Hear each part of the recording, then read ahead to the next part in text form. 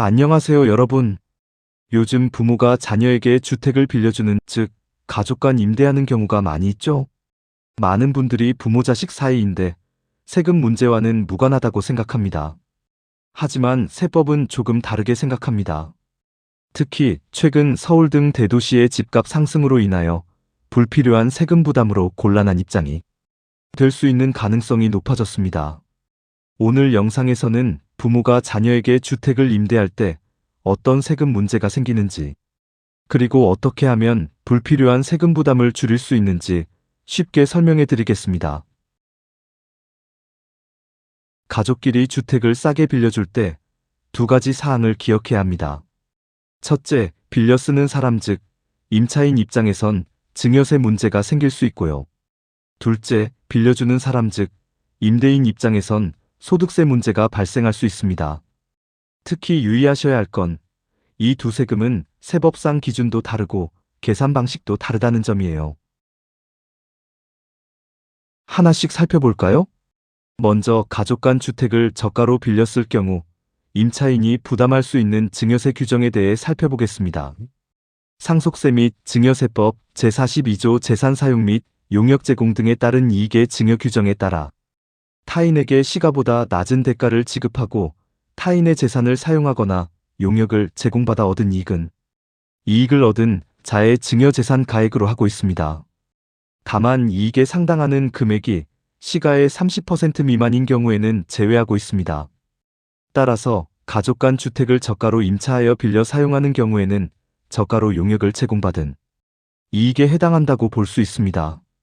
이익에 상당하는 금액 즉 시가와 대가의 차액이 시가의 30% 이상이라면 증여세를 과세할 수 있는 기준이 됩니다.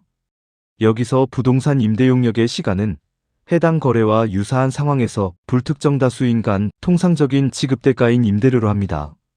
다만 부동산 임대용역의 시가가 불분명한 경우에는 부동산가액의 2%를 시가로 보아 계산합니다.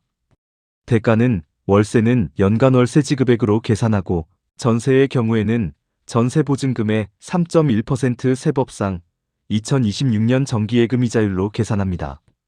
그리고 증여이익은 1년 단위로 계산합니다. 예를 들어보겠습니다.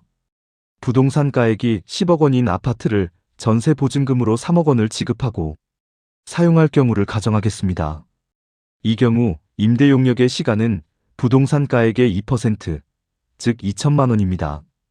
대가는 전세 보증금 3억 원의 3.1%, 즉 930만 원입니다.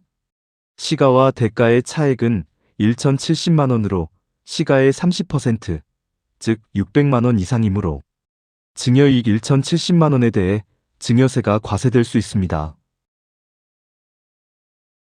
이번에는 가족 간 주택을 저가로 빌려줄 경우 임대인이 부담할 수 있는 소득세 부당행위 계산 부인 규정에 대해 살펴보겠습니다.